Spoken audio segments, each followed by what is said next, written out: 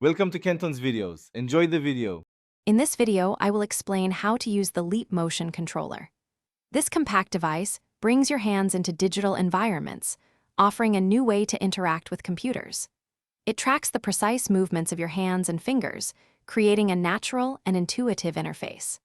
Imagine controlling software or navigating virtual worlds with simple gestures, all within a 29 cubic foot interactive space above the sensor. It is a truly immersive experience.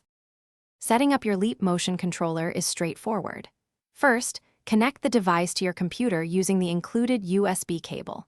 Next, visit the official website to download and install the required software and drivers.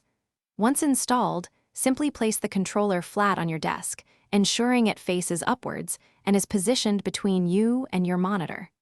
This optimal placement allows for the best tracking of your hand movements. Mastering basic gestures is key to using your Leap Motion controller effectively. To select or click on items, simply point with one finger. If you want to pick up a virtual object, make a grab gesture by closing your hand. Navigating through content is easy. Just swipe your hand left, right, up, or down.